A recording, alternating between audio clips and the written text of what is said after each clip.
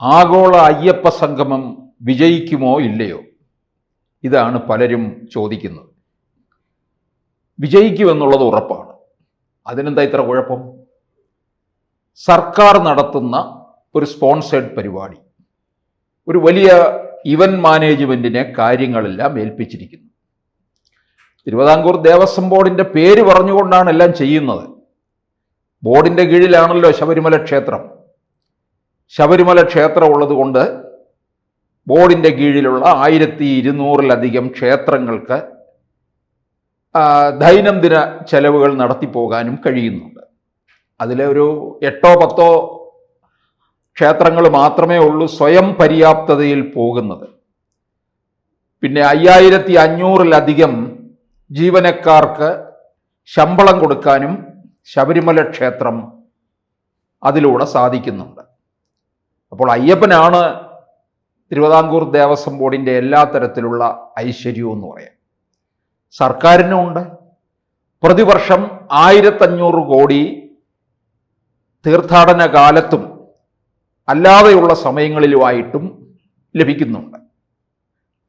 അപ്പോൾ പിന്നെ സർക്കാർ ആഗോള അയ്യപ്പ സംഗമം നടത്തിയാൽ എന്താ കുഴപ്പം? ഭക്തർക്ക് വേണ്ടിയിട്ട് ഭക്തരുടെ ആവശ്യങ്ങൾ കേൾക്കണ്ടേ എന്നായിരിക്കും പിണറായി ചോദിക്കാൻ പോകുന്നത്. എന്തായിരിക്കും പിണറായി അന്നേ ദിവസം പ്രസംഗിക്കാൻ പോകുന്നത്? അതിനുള്ള സൂചന നേരത്തെ party secretary M V Govindan നൽകിക്കഴിഞ്ഞു. നാഴികയ്ക്ക് 40 വട്ടം പറയുന്നുണ്ട്, ഞങ്ങൾ ശബരിമല അയ്യപ്പ ഭക്തരുടെ കൂടെയാണ്. കൂടെ എന്ന് പറഞ്ഞാൽ ഇനിയും ആരും അറിയാതെ എം വി ഗോവിന്ദൻ കെട്ടുനിറച്ച് പോകുന്നുണ്ടോയെന്നറിയത്തില്ല. ഈ സഖാക്കന്മാരുടെയൊക്കെ മക്കളൊക്കെ പോകുന്നുണ്ട്. നമുക്കറിയാം, കോടിയേരി ബാലകൃഷ്ണന് വേണ്ടി കാടാമ്പുഴ ക്ഷേത്രത്തിൽ പൂമൂടൽ നടന്നതും വി എസ് അച്യുതാനന്ദൻ്റെ മകൻ എല്ലാ മലയാള മാസവും ശബരിമലയിൽ ദർശനം നടത്തുന്നതും. അങ്ങനെ മക്കളോ ഭാര്യമാരോ ഒക്കെ പ്രാർത്ഥിച്ചാൽ മതിയല്ലോ. അപ്പോൾ എന്തായാലും ഭക്തരുടെ കൂടെ നിൽക്കുകയാണ് CPM. അതുകൊണ്ട് നമ്മളെ വിട്ടിട്ട് പോയവരൊക്കെ തിരിച്ചു വരീൻ എന്നാണ് പ്രാർത്ഥന. അതായത് 24 തെരഞ്ഞെടുപ്പിലെ വോട്ടുകളെല്ലാം പോയില്ലേ, അത് വെച്ചുകൊണ്ടാണ് ഇത് പറയുന്നത്.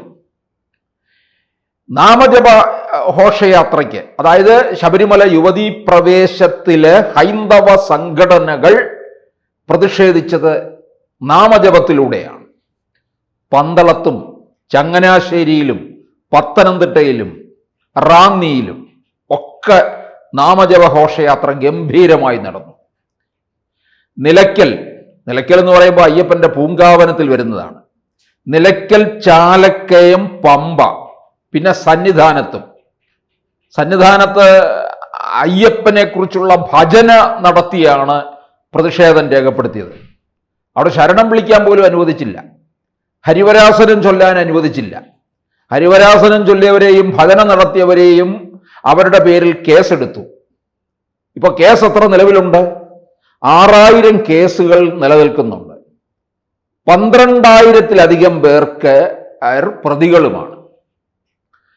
നേരത്തെ കുറച്ച് കേസുകളൊക്കെ റദ്ദ് ചെയ്തിരുന്നു, ക്യാൻസൽ ചെയ്തു. അതത്ര ഗൗരവമല്ലാത്ത തരത്തിലുള്ള. എന്താ ഈ ഗൗരവമല്ലാത്ത തരത്തിൽ എന്ന് ചോദിച്ചാൽ, ഇപ്പൊ നിലയ്ക്കലും പമ്പയിലും സന്നിധാനത്തിലും ഒക്കെ നടത്തിയത് പോലീസിന്റെ ഡ്യൂട്ടിയെ തടസ്സപ്പെടുത്തുക, ശബരിമലയിൽ ഭക്തരുടെ സുഗമമായ ദർശനത്തിന് തടസ്സമുണ്ടാക്കുക, ഇതൊക്കെയാണ് പറഞ്ഞത്.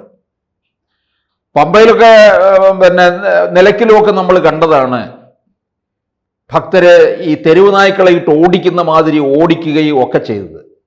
പലരും കാട്ടിലേക്കൊക്കെ ഇറങ്ങി ഓടുകയായിരുന്നു ചെയ്തത്, പോലീസുകാരുടെ ഈ താടനം ഭയന്ന്. അങ്ങനെ നിരവധി പേരുടെ പേരിൽ കേസുമുണ്ട്. എന്നിട്ടും എന്തേ NSS ഇത്തരത്തിലുള്ള സർവാത്മന പിന്തുണ നൽകിയിരിക്കുന്നു എന്നാണ് ചോദ്യം ഉയരുന്നത്. അപ്പോൾ ഒരുപക്ഷെ കേസിൽ വന്നിരിക്കുന്ന പ്രതികളിൽ നായന്മാരില്ലായിരിക്കുക, അതുകൊണ്ടാകാം. ഇനി നായരാണോ, ഏത് തരത്തിലുള്ള നായരാണ് എന്നുള്ളതൊക്കെ സുകുമാരൻ നായർ ഉറപ്പ് വരുത്തിയിട്ടുണ്ട്. നല്ല നായരല്ലെന്നുണ്ടെങ്കിൽ സുകുമാരൻ നായർ പറയും അവരുടെ കേസ് തുടരട്ടെ എന്നായിരിക്കും. സുകുമാരൻ നായർ നോക്കും എല്ലാവരുടെയും പടമൊക്കെ എടുത്തു വെച്ച് ചെവി പൂടെയുള്ളത് ആരാണെങ്കിൽ അംഗീകരിക്കും. അവരെയാണ് യഥാർത്ഥ നായരായിട്ട് പെരുന്നയിലെ പോപ്പ് അംഗീകരിച്ചിട്ടുള്ളത്.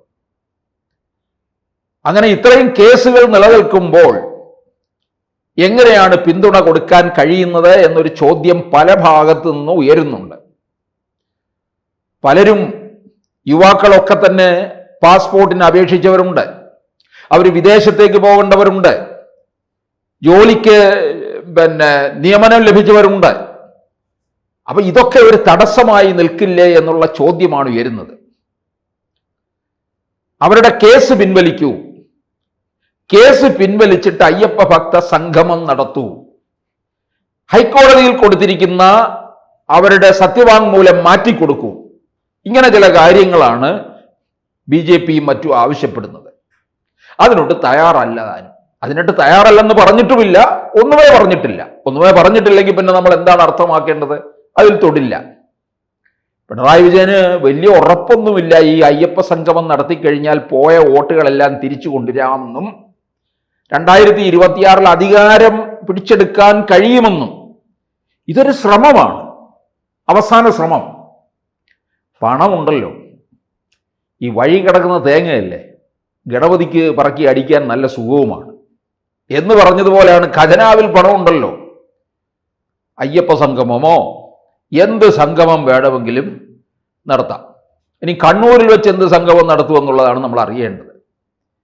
ഈ വലിയ വിദേശത്ത് നിന്നൊക്കെ ഓരോരുത്തർ വരുന്നുണ്ട് പോലും. അവർ അയ്യപ്പനെ കുറിച്ച് കേട്ടറിഞ്ഞിട്ടാണോ പിണറായി വിജയനെ കുറിച്ച് കേട്ടറിഞ്ഞിട്ടാണോ എന്ന് അറിയത്തില്ല. കണ്ണൂരിലൊരു പിണറായിയുടെ നാട്ടിലൊരു വർഷത്തിലൊരു ദിവസം, ഒരു 1-2 ദിവസം ഒരു ഫെസ്റ്റ് ഉണ്ട്, പിണറായി ഫെസ്റ്റ് എന്ന് പറഞ്ഞു. അവിടെ കവികൾ വന്ന് കവിത ചൊല്ലും, കഥാകാരന്മാർ വന്ന് കഥ വായിക്കും. അങ്ങനെ വലിയ മേളമാണ് അവിടെ നടക്കുന്നത്. അതിപ്പോൾ മിക്കവാറും പല പ്രധാനപ്പെട്ട ഇടങ്ങളിലൊക്കെ ഉണ്ട്.